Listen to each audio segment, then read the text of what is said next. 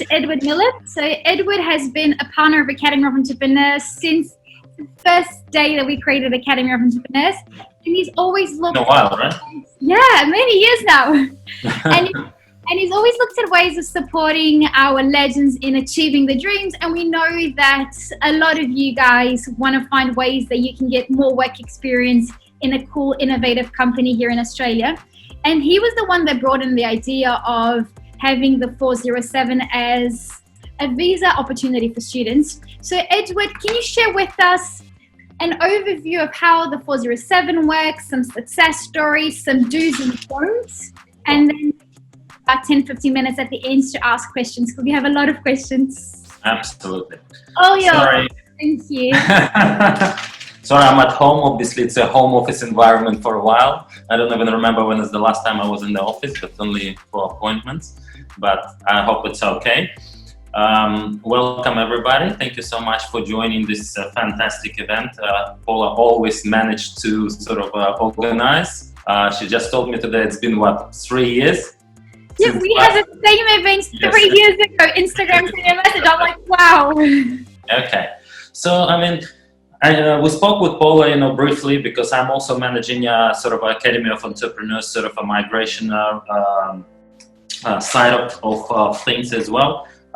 Just a bit of a brief information about me. I'm a solicitor and a migration agent, located here in Sydney, and obviously partner with Paula and trying to support the Academy of Entrepreneurs as much as I can. Obviously, share the same visions as Paula does, and she created something very exciting for a lot of students, and they're benefiting up until now.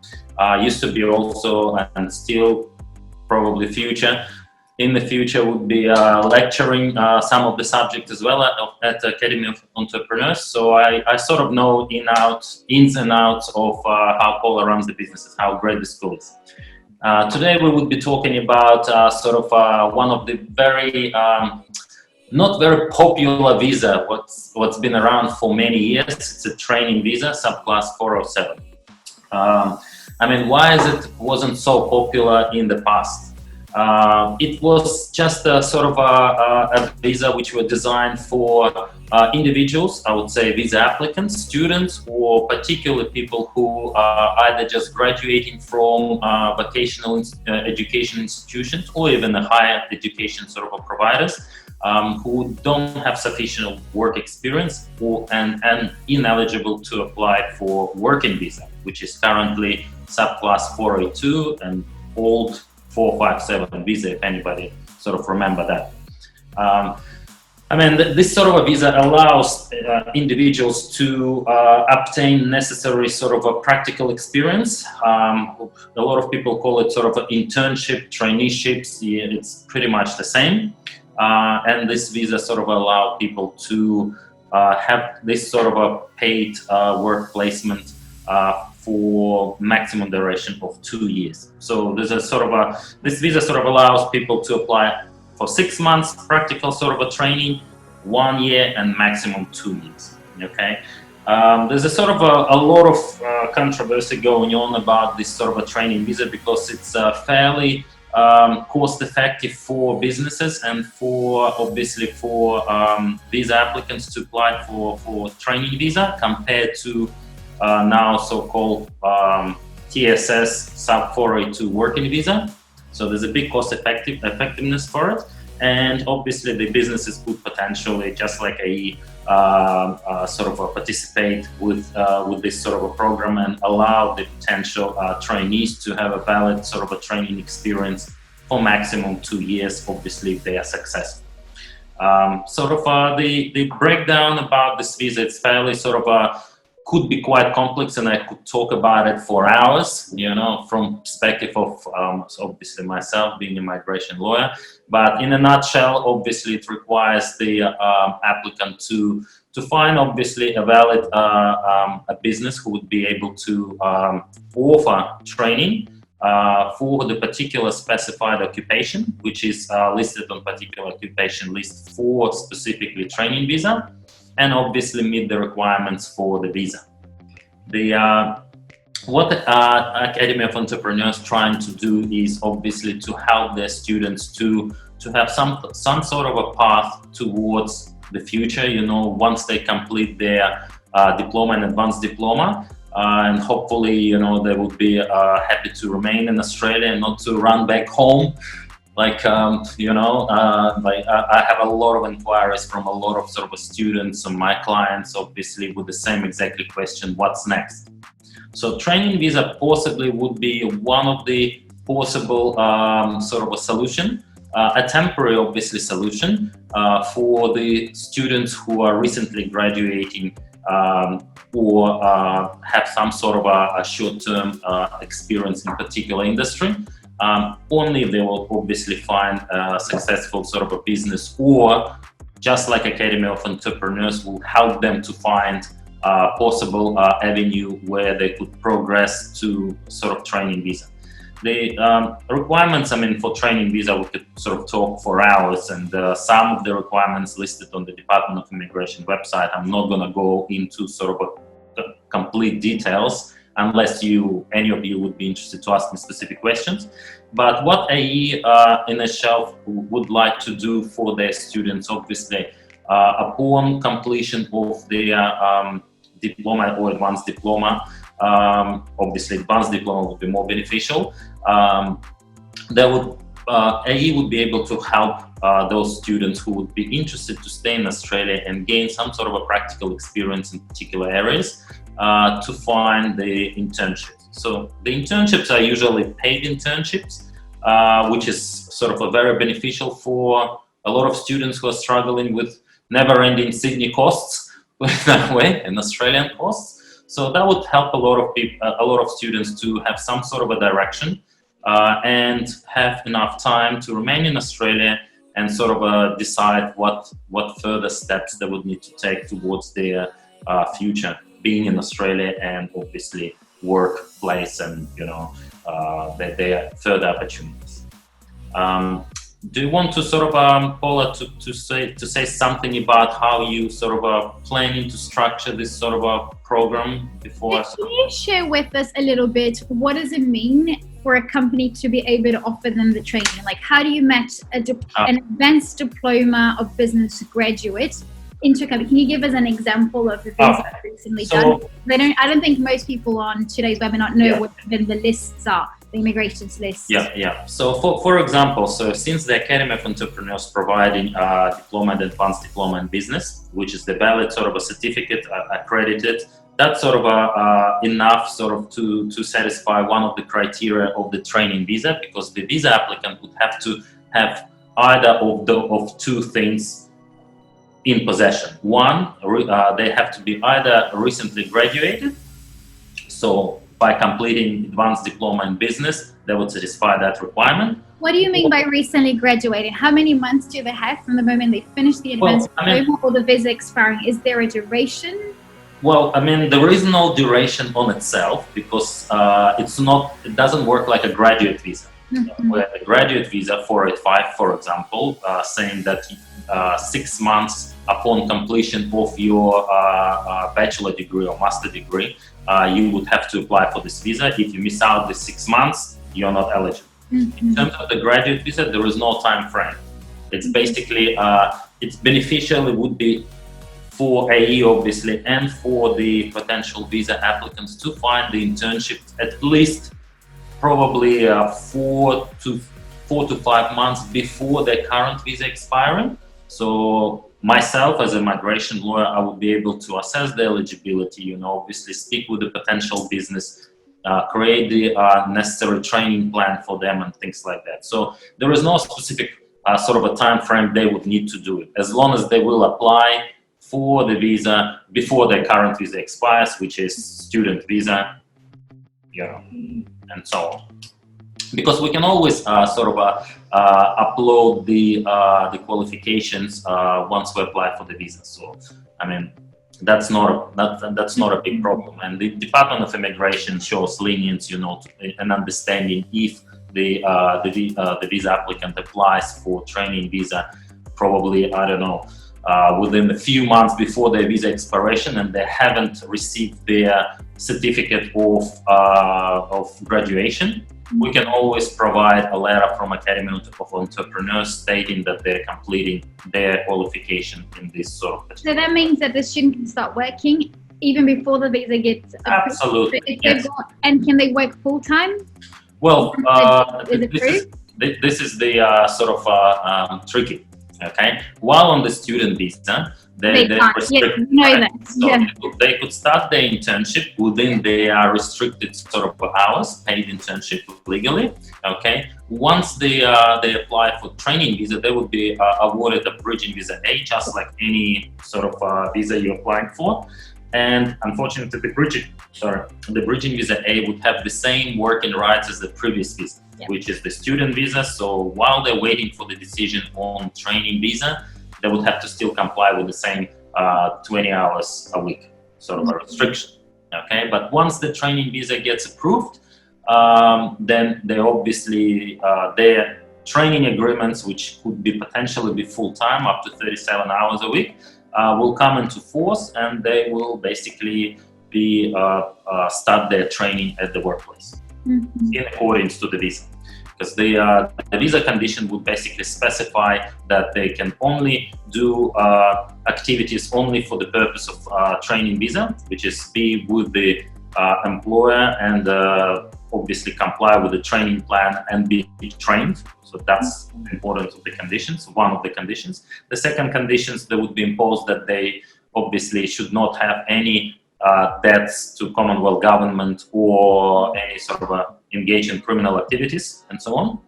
A debt, you mean like a parking fine they haven't paid or a driving? Well, now parking fines are not criminal sort of offenses. So speeding is. So speeding is. Speeding is. Yeah. If they've speeded and they've lost the license or speeded or they haven't paid, that then gets the visa. That could potentially be a problem, but obviously there are legal ways around it to ask for lenience, and if it's their first offense, obviously the Department of Immigration will not treat them harshly unless there would be a different serious offense. We're talking about assault, battery, and so on. Then there could be or stealing or something like that, then that would be a problem. But the visa conditions are very, very simple. Usually the immigration doesn't apply no further stay condition on the training and research visa. So upon completion of the training, whether it's 6 months, 1 year, or maximum 2 years, the individuals, visa applicants, would be able to apply for any other visa if they choose to remain in Australia. Yeah. That's really good. Patrice, who studies at Academy of Entrepreneurs, she's asking, would it be a lower payment compared to the industry standards? How does it work, the payment structure for its last open the chat. Hold on a second. A lower rate of pay compared to the industry standards? It's a really good question. How does it work, the students' payments? It's the last question that we've got here on the list. Would it be a lower rate of pay compared to industry standards? Okay, so let me just say this if I understand this question correctly. So in terms of the lower rate, this visa actually, that's one of the benefits of this visa. This visa imposes no restrictions on what sort of a pay the training organization and the trainee would be engaged under. Okay, so there is no specific market salary rate imposed, just like on working visa exists. Okay, so as a comparison, I would say, okay, if you interested as a business to sponsor somebody for working visa, the minimum market salary rate imposed on that type of visa is 53,900 plus superannuation, and it has to be higher. Depends on the occupation and depends on what is the average salaries in that particular occupation in Australia. This requirement doesn't exist in training visa. Okay, so it's up to the training organization and obviously the trainee to decide what sort of training fee or training pay. I would say, I can't say really it's a salary, because it's sort of it would be a training contract, one-off agreement. They will decide between themselves. But on average, they get paid minimum wage or above. What's your experience with students' payment? Well, I mean, they're paid under minimum wage. I came across sort of employers who were willing to pay sort of above standard sort of salary, rates to the even trainees, because they were really engaged with trainees and they were happy with them. Some employers could obviously provide less, sort of lower the bar on the I don't know, weekly payments to the trainees. In this scenario, if Department of Immigration would see that, let's say the training agreement stating that the training organization would be happy to pay only $600 a week to the trainee, which is pretty low, let's say, for example. In this case, I mean, if the trainee is still happy with it, that's okay. I mean, the Department of Immigration will have to basically do the calculation and say, according to the training agreement that you would be trained for the next 2 years, we would need to satisfy that the visa applicant has enough financial resources to sustain themselves in Australia, just like for the student visa, for example. Like it's an assurance of personal or family support. If let's say the training organization offers a minimum salary of, I don't know, $1,500 a week to the trainee, that would, I would say, perfectly satisfy sort of weekly expenses and living expenses in Sydney. And the Department of Immigration will not ask any personal funds or provide any sort of assurance of support from the visa applicant. Yeah, but normally it's like award wage and above, right? Normally, yes, award. And I never came across the businesses where they unreasonably sort of lowered the standard sort of salary rates. I remember about 2 years ago, I went to the Blue Mountains and was on the cover of the Blue Mountains newspaper talking about how one hotel had underpaid someone under this visa, and the newspaper had all over. So I think it's almost like an illegal situation, because Australia is very careful with wages. There's a really good question here from Fernando, who also studies at Academy of Entrepreneurs, and says, can I apply for this visa without a sponsor? So can you explain to us the process? So you have to graduate from the advanced diploma, then you have to get a letter of employment. Can you explain the process? So basically the process in a nutshell, it's I could try to simplify it. Obviously there are 3 applications. It's very similar to process to working visa. Okay, if anybody's sort of familiar, but I will go sort of in the stages. So there are 3 applications. One so-called standard business sponsor for short-term activity. So what it is, it's basically it's an application brought by obviously the sponsoring business, who is willing to obviously provide the training for overseas individuals. Okay, either students or potentially individuals, I would say. I'm not gonna sort of label them just students, but I would say applicants. Individuals. Okay, it's a fairly simple process. The Department of Immigration obviously would want to know that the training organization has enough resources, financial resources. It's mostly documentation, financial documentation from the business, the overview of the business, what sort of an industry business operates, and they would need to obviously indicate that they have enough sort of a substantial, not substantial, but enough financial resources to pay for the prospective training. So mostly it's something to do with all the accounting and sort of a balance sheet, profit and loss statements, things like that. It's fairly straightforward application. So the next application, so-called... It's a very quick process, right? Because when we applied for our license, it was approved so quickly, I was shocked. Training visa usually, the entire process usually gets decided in sort of normal circumstances. We're not talking about COVID-19 circumstances, where most of the case officers working from home, just like us, put it that way, usually decided in 2 months or less. Okay, so it's very straightforward. So the sponsorship sort of approval for the business, for the training organization, is not that difficult, as long as they are an established business. What it is, it's basically as long as they're not a startup business. It's a business which has been operating for more than 12 months. With the startup businesses, it gets a little bit more complicated because obviously startup businesses, they don't have much financial resources. That's what they are, startups, unless they've got some sort of a funding come through, which would need to demonstrate in the Department of Immigration. But an established business which has been operating for 12 months, should not have any problems to get the standard sort of a sponsorship approval decided in no time. Okay.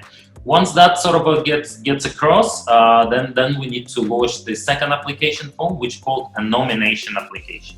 So what it is basically once the business is applied or approved as a standard business sponsor for short-term activity, which is the training visa, the business would need to nominate, that's why the application called nomination, nominate a obviously training position, which specified in the specific sort of occupation list for the purpose of training. So basically the training organization cannot invent the position, whatever they like, okay? They only can pick the position which is listed on the current occupation list for training visa.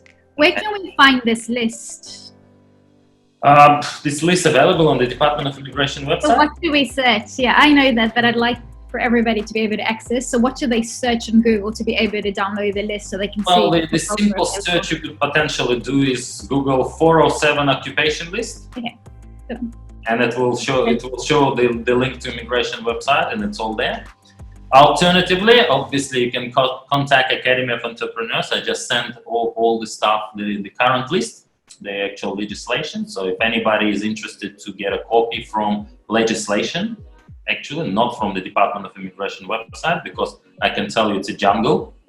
They made it simple. There's very little information on the government's webpage. So yes, if anyone wants, just kind of. So you sent us a soft copy, or is it? Yes. No, it was PDF copy. Yeah. So I downloaded from legislation. It's a current list. They haven't updated it, and I don't think they would be updating it anytime soon. So if anybody needs access, they could either email to me or obviously email to anybody from A.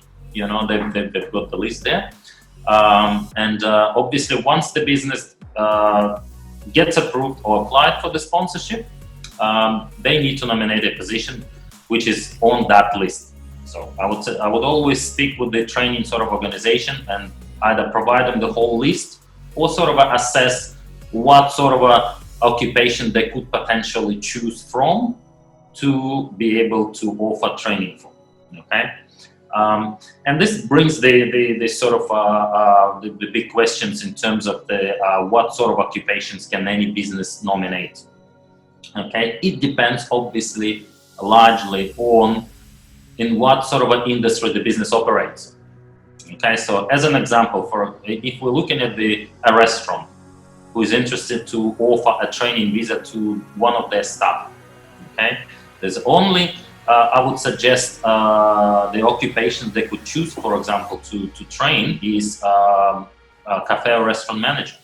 So managerial occupation. Why is that? Because obviously it's not a legal sort of determination, it's a logical one. So the case officer is largely looking at the logical perspective of things compared to legislation. Yes, they do go over all the sort of legislative reforms and obviously the procedure manuals and things like that, but they're also looking from logical point of view. If a restaurant wants to offer a training position to an individual, it has to be in hospitality, right? There's no point to nominate an accountant for a restaurant to be trained. It doesn't make sense. Okay, so if I'm a hospitality operator, you should have a boss that will be a superior that will train you. That's right. That's right. The training. Exactly. Yeah. So there would have to be identified as some sort of a boss or a person who would be responsible to train daily that person. Yeah. Okay. So let's say it's a cafe and restaurant, and they decided to go for cafe and restaurant management sort of occupation to train one of their staff.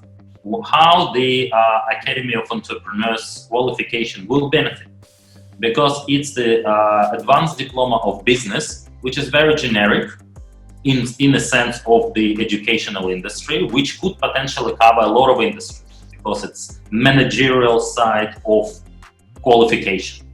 So it doesn't really specify what sort of by the time you get your advanced diploma, what sort of a managerial industry, in what industry you can use that diploma. You can pretty much use it in any industry as long as it's a managerial side of it, okay?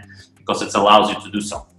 It doesn't necessarily you need to possess a bachelor degree in business.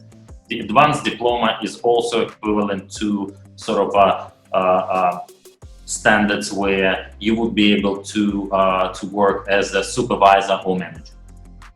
Okay, and this is sort of a link to the visa applicant as well. So if the person has potentially advanced diploma in business and was sort of offered the training position at the restaurant, the visa applicant could potentially obviously apply for it, and providing that they completing the advanced diploma in business from Academy of Entrepreneurs, they have little or have no experience, managerial experience in that particular industry, and the visa should be fine. Okay, so 3 applications: sponsorship approval for the business, for the training organization, a position which has to be on the list, and once the position is on the list identified, the employer, it's not an employer, strike that, the training organization would have to prepare a detailed training manual. You can do the manual, right?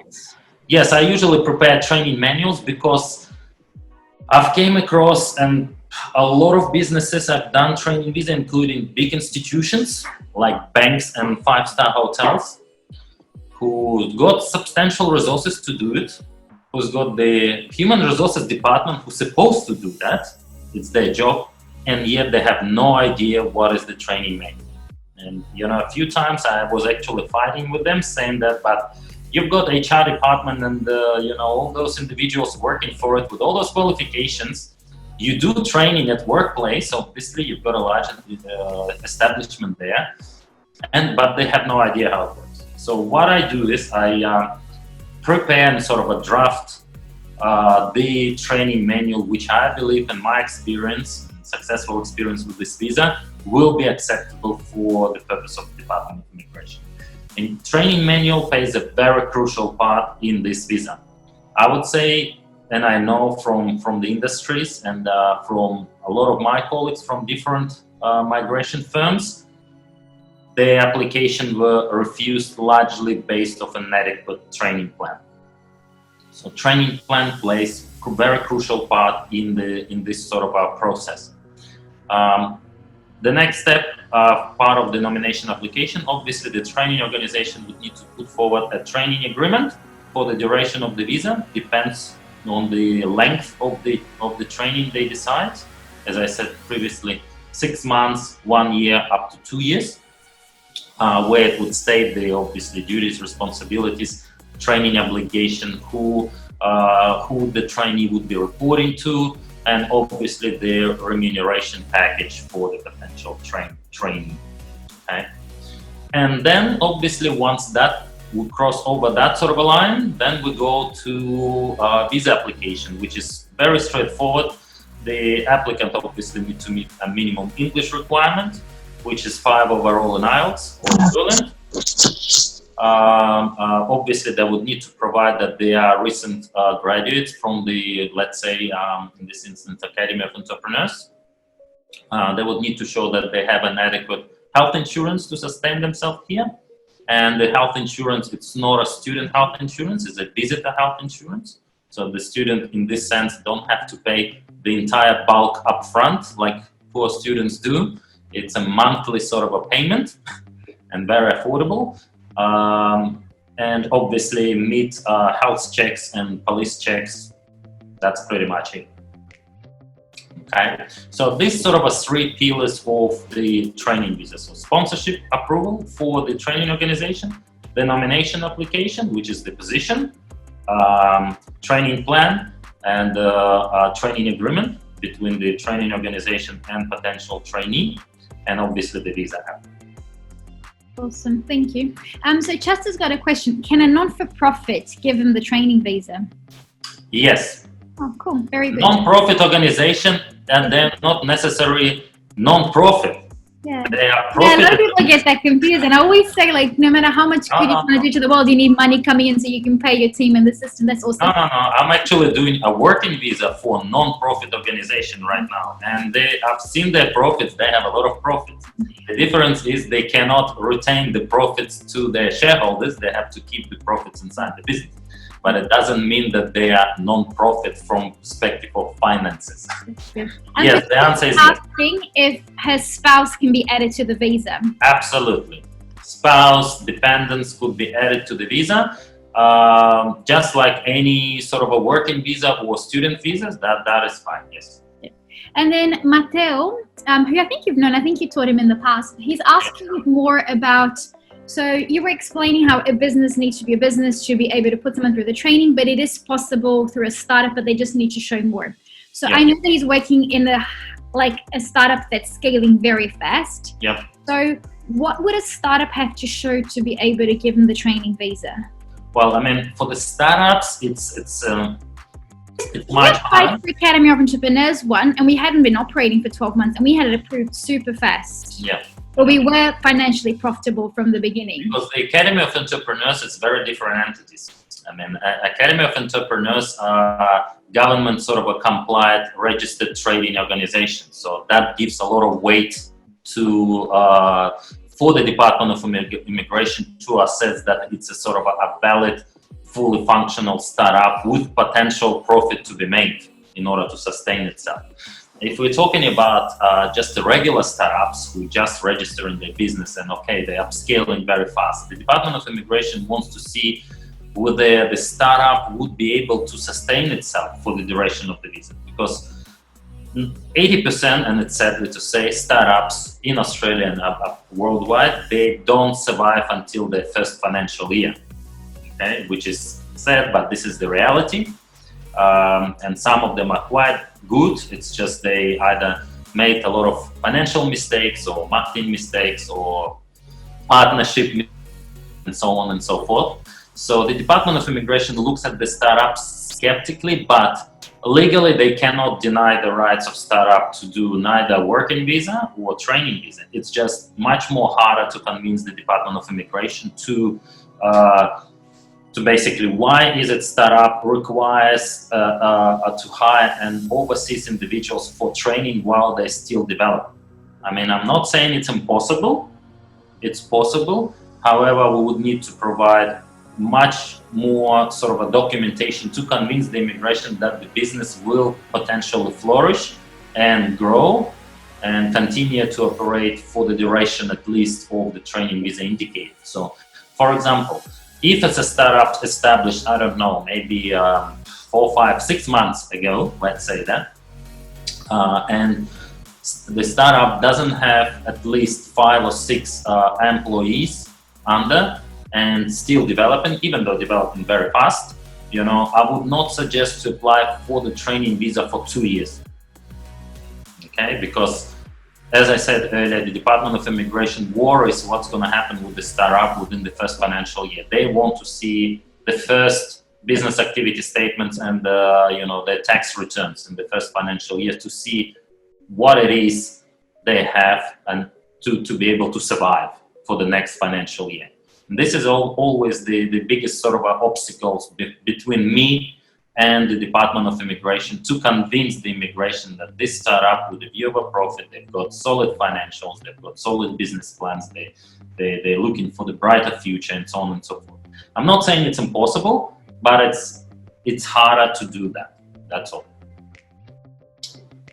So I've got a few questions that the A Legends had sent to us. So I'm going to go through those questions before we continue because I can see a lot of questions. I'll try to be short to answer. Yeah. So Patrice has another question. She said, what are the other visa pathways that are possible for Academy of Entrepreneurs graduates?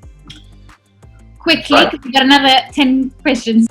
Okay. So, a part of the training visas, obviously the students are eligible to apply for any other visas they're potentially eligible. It's all subject to the individual circumstances, and I will need to assess every single student individual. They could continue to study if they have previous experience back in their home countries or some sort of a degrees back in their home countries before they came here. It could be all contributing towards sort of a selection for the new visa. But ideally, I would need to sort of sit down and assess their overseas experience and qualification, Australian qualification and experience, and come up with some sort of solutions. Yeah.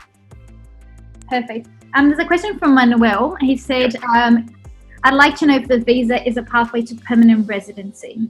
The answer is no.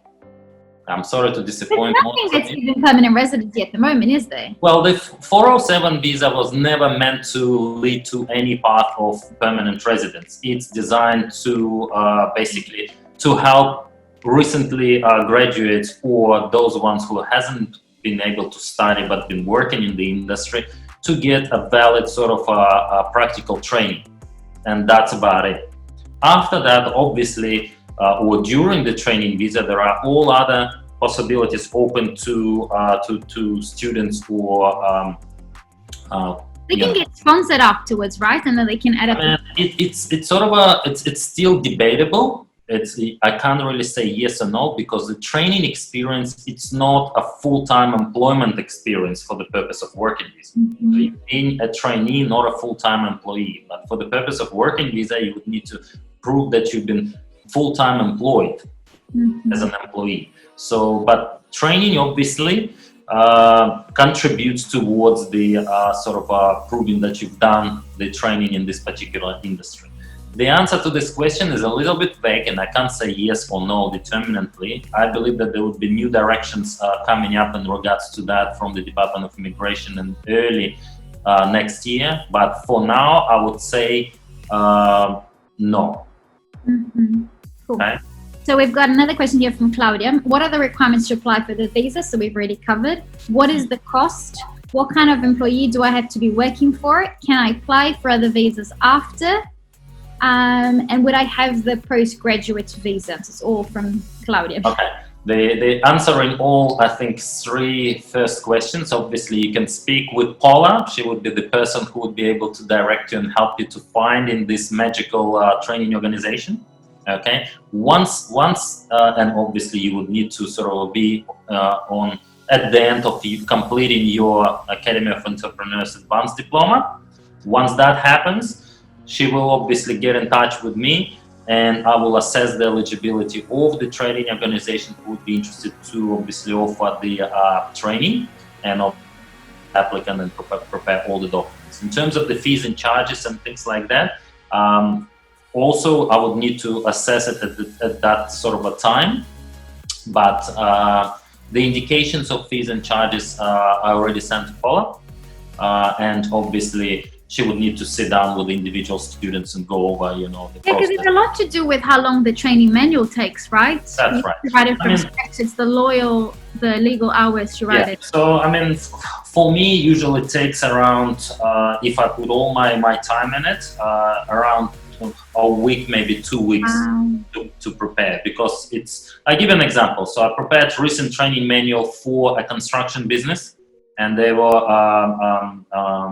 offered the training to their potential sort of a trainee who's been working with them for the past 12 months.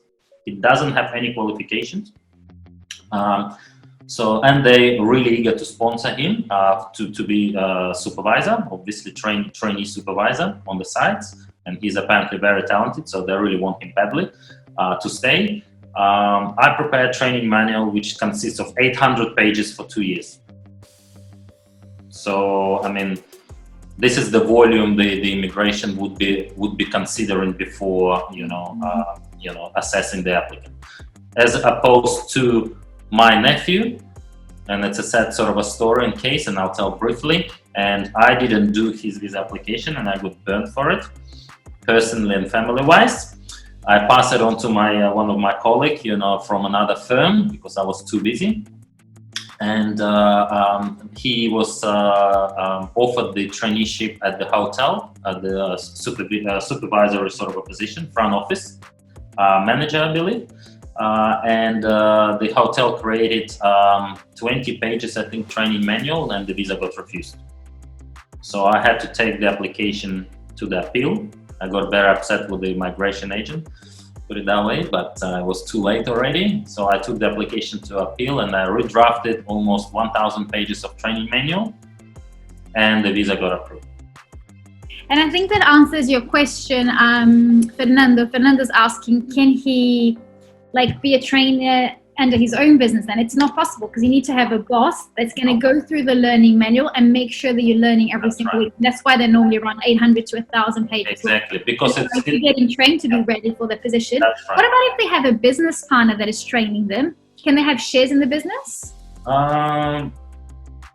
Well, ideally, no. Because the government they don't ask for the share agreement of the business, do they? They don't, but they ask the questions whether the potential visa applicant anyhow related to the sponsor, which is the training organization, or any of the directors and shareholders of the company. And one of the documents you would need to provide, just like for working visa, it's the ASIC extract of directors and shareholders. So they don't want to see that the trainee is part of the managerial team, or God forbid, shareholder or vested in the business, especially startup. Yeah. There's a really good question here from Augustine that's also here today. He's on the call, but also he sent a question yesterday to us. I want to know, in practice, what prevents most students from applying for this visa? How come this visa seems so easy, and yet most people don't know about it? Again, it goes back to the past. It was not very popular visa, so it for specific reasons. One, it doesn't lead you to permanent residence. Second, it gives you it doesn't give you even the employment full-time employment references. So trainee is very different than employee, okay, for the purpose of future visa prospects. And plus, why it was not very popular, because we had previously 457 working visa, which mirrored the occupation list of training visa. So why would you spend money on the training visa if the employer is willing to sponsor you for working visa for at least 4 years and potentially apply for permanent residence through that visa? This is one of the reasons why it was not very popular and nobody were interested in it.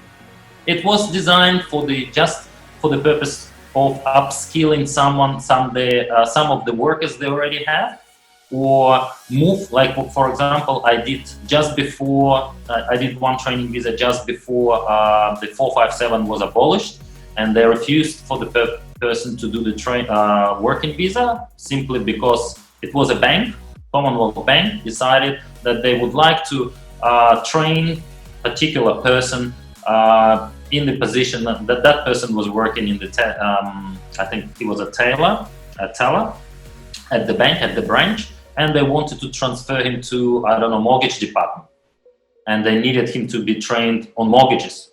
And obviously that person's a visa was expiring, whatever visa he was on it. I think he was on working holidays or something like that. And they offered him training visa to basically progress to mortgage department for 1 year. That was it. But now, since the working visa 457 abolished, and now we've got a short-term working visa and the medium to long-term working visa, which is the pain of my existence. Sorry to say that, but now a lot of people comparing, what is the point for me to spend astronomical amount of money from the employer and from the visa applicant for 2 years of working visa, which doesn't lead me to permanent residence anyway, where I could try to do much easier and faster training visa, which allows me to stay same amount of time in Australia for 2 years, much easier requirements at a lesser cost. This is the reason why we have this rise of training visa, and that's why Department of Immigration started questioning the whole idea of this short-term working visa, which really is not very popular right now, and but the cost is pretty much the same. You know what I mean? That's all the difference. And now, considering that most immigration officers are working from home, are they still approving these visas? Are they receiving? How's it working at the moment? Well, generally speaking, yes. Talking about Academy of Entrepreneurs, just before the seminar 1 minute ago, I just got the request for more information for you, Paula, which I will I will have to forward it to you. So yes, they do working. I've got a few a skill visa and working visa got approved last week. I've applied for one training recently, training visa for a construction company. I applied 3 weeks ago. I've got the sponsorship approval for them approved. So just waiting on the nomination and visa application. So answering your question, yes, they do work, and they actually working a little bit faster than used to be, thank God. Just for the simple reason is they kind of working from home, so they've got flexibility. Second, most of the offshore visa applications are stopped completely, or they're just in the pile sitting there. And most of the case offices, I think, were directed to work or only on onshore visa applicants, regardless of visa subclass. So nothing sort of stopped Department of Immigration working, requests for information coming, application sort of a processing per usual. The portal is open. We had a lot of onshore students having the visa approved recently. A lot. Yes. Yeah. Well, So I would suspect it's for a very interesting reason, and I'm laughing at this reason, even though it's quite sad. What is the point for the Department of Immigration to refuse the visa? You've got 28 days to go home. You can't leave Australia. Yeah, that's what I heard as well. Yeah, that they're approving because they don't have really a choice. I mean, they could still refuse. You still have an option to apply for bridging visa E to remain until the borders open, or apply for the appeal. I mean, those things still happening. Don't get sort of too excited that not all the visas will be approved. But I mean, I can see a lot of lenience from the case offices as well, simply because all people are struggling and they're stuck in the current situation, and nobody have any sort of a directions for, on when the borders would be open. It seems like we're going to have a sad Christmas and New Year, first time in our history. So I don't think the borders would be open this year as well. So I would suggest those people who are sort of stuck here, they should sort of reevaluate their options, seek professional advice, speak with their trading organization, speak with AE staff. They will always help their students, and sort of plan ahead. And the good thing is most of you who, all the students, they're here, they're in much better sort of a situation in terms of the visa opportunities than those ones who are waiting for more. Yeah, of course. Yeah, definitely. Mateo has another really good question. Can he keep his ABN active while he's on the training visa? Because Mateo has his startup on the side. Yep. If he gets the training visa, is it okay? Yes, it's okay as long as there is no trading activity through that ABN. Because the Department of Immigration is linked to the Australian Taxation Office, ATO, and they do share information. They're like a married couple now. They do talk to each other time to time, and now that it's all computerized, which gets scarier, so they could see things through there. So I would suggest, yes, you don't need to deregister your ABN if you would get sort of successfully approved for training visa or working visa. Doesn't matter which one, because the requirements are the same. But you can only work if you're on working visa or be trained for the specific training organization you was approved for. So if the immigration will flag that there is some sort of other activities going on, then it could be potential issues, and Department of Immigration could potentially cancel your training visa. And we've recently had a few students graduating from academy spinners and they're overseas. Yeah. Are they allowed to apply for this visa from overseas? I mean, technically, really did, because yesterday they announced that Yeah. visas are now going to be open for overseas as well. Yeah. So what's your recommendation for that? Well, the answer is yes. I mean, there is no sort of the Department of Immigration did not stop offshore application for any kind of visas. It kind of, thank you very much for your visa application fee, we'll hold them on trust. You know what I mean? The problem is with the approvals, even though the approvals could still come through, but it would be a lengthy process, because right now the immigration focused more on onshore applications than offshore. This is one thing. Yes, you can apply, obviously, but you would be waiting for a substantial period of time, until your application would be processed, just like for any visas, either skilled visas, working visas, student visas from offshore. It's a bit of a dead end, but the answer is yes. Yeah, nothing sort of been suspended from all overseas applications. It's just the processing times. Nobody knows how long, because the Department of Immigration is also waiting from the direction from the Parliament in terms of the borders, when they're going to be reopened and who would get allowed where, from which sector, what visas. Now it's a lot of kind of a noise going on from media. I don't know, I wouldn't listen too much or get too excited about things they're saying, because they could change their mind 150 You just need to times. wait for their announcements. Yeah, there's no point of guessing. Yeah, definitely. Yeah, so I wouldn't suggest that. Yeah. There's another really good question from Roberto, who also studies at Academy Spinners. So, guys, I'm just prioritizing first the questions from the legends at Academy Spinners, and then we'll go to everybody else. We've got 6 minutes. I try to be short. Okay, with answering. So Roberto's asking. So he's married. Yeah. Can his partner continue? So his partner obviously can be in the visa. So what is his wife's working rights? Can she continue working on an ABN? Can she only work part-time? It's pretty much the same thing, just like a working visa. All spouses can work anywhere they like, how they like. There's no restrictions on that. Yeah. Cool. Very good. Let's see what else we have. Students. So Delphine, she asked if she can work in any other industries. No. Roberto, will the partner be able to use the ABN? Yes. Okay, Roberto, thank you. Yes. Let's go back to the top to see everybody else's questions. So how long will the training visa? How do you determine the duration of the training visa? So you were saying that, so in the case of they're working on a recently established business, obviously apply for a shorter period so they can show their confidence, but obviously if the company is a big organization. Well, it depends on actually the company. How long would they like to provide the training? So the requirements for the visa, when for example, I apply for the visa, it's pretty much stated very clearly. How long do you want to be trained for? 6 months, 1 year, 2 years. It depends where I click. That's how long it's going to be. And obviously depends on the training plan, how long the employer is interested to train the training organization interested to train the person. So up to the training organization and the visa to pick the time. Is there any industry you suggest our legends should look for? So it seems like hospitality was the one that was getting a lot of them approved, and we've got a really good relationship with the Marriott Hotel, Overlook, Hilton. Should we start talking to them about marketing, business development positions inside 5-star hotels? I think hotels are also kind of affected, but onshore seems like everybody's traveling. Well, with a sort of a qualification, it's pretty much supervisory or managerial sort of occupation. What we could find on the list depends obviously on the industry the business operates from, would be fine. Mm-hmm.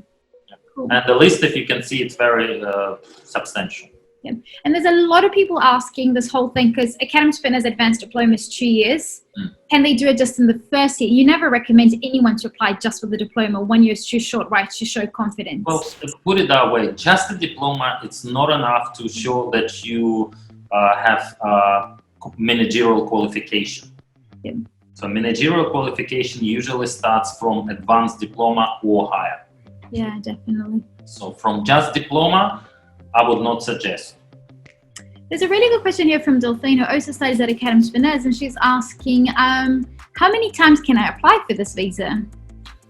Well, I mean, there is no... When you're approved, can I get another? Oh, okay. Well, I mean, if the simple answer is there is no specific restrictions for it. It depends on whether the training organization needs to train you again or provide further training. I mean, it gets a bit more complicated because you definitely need to explain to the Department of Immigration why the previous training term was not enough to train that person in that particular sort of a... Can they go to another company though? Yes, so absolutely. Training in one company and extend into another one? Yeah. Because depending on the business that they go, like if they're going into a hotel, there's so many departments that they grow within. It's like you're explaining the case of the bank.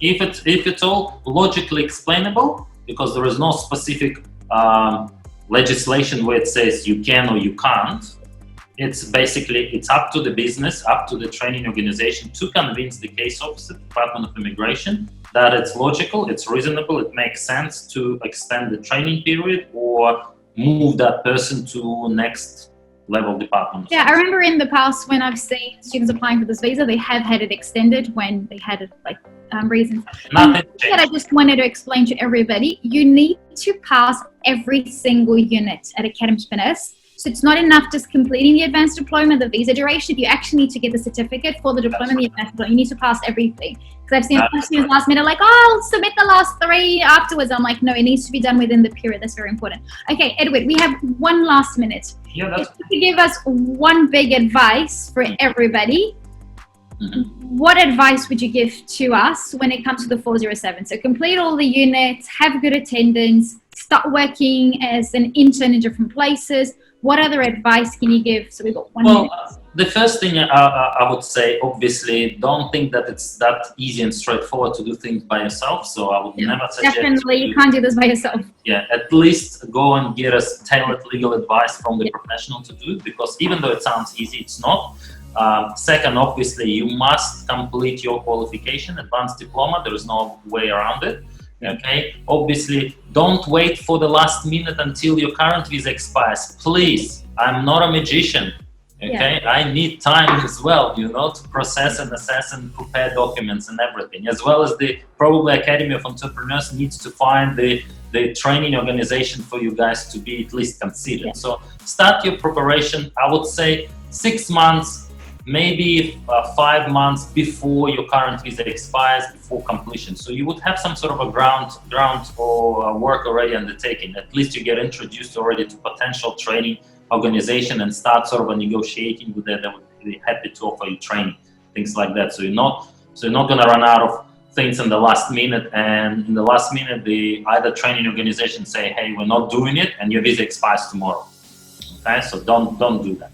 So I would say a reasonable time would be 4 to 5 months till your visa expires to start thinking about it, consulting AE on the process, or look at the sort of a potential training organization. AE probably would have in their file, to see who would take you. Go for an interview.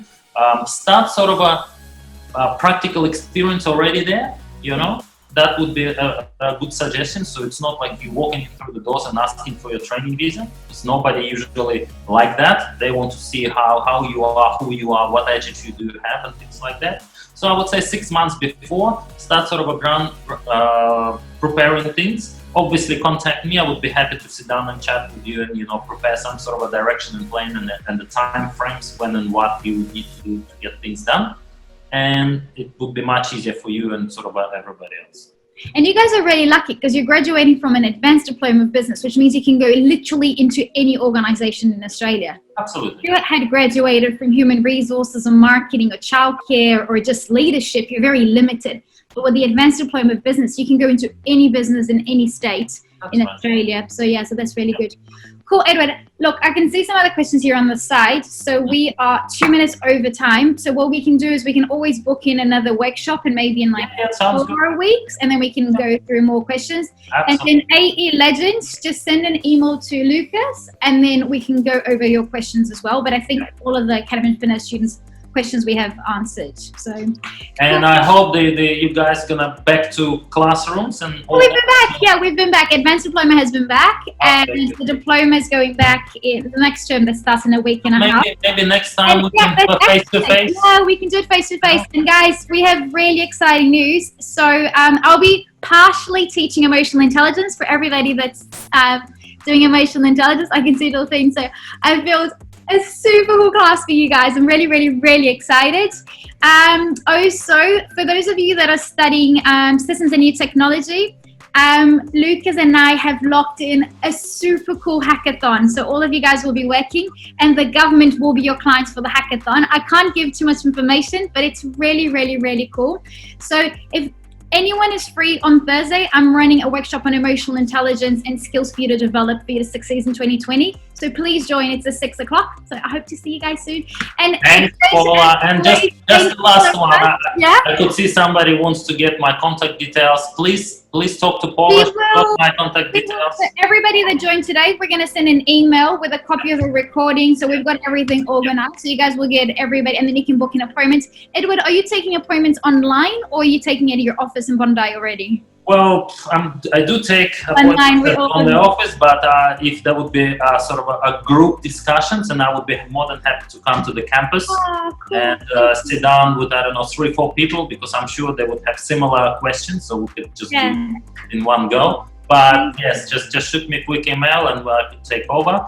But obviously go through Paula, because she might help you first, because there are initial steps you need I know most of the steps, but the thing is that I'm not a migration agent. I prefer to always pass you through Edward, because I don't want to say something, because legally I can't be giving you guys advice. As much as I'd love to go, these are the steps. Like everything Edward spoke, to you guys about today. I knew all the answers, and I felt really stupid for asking them.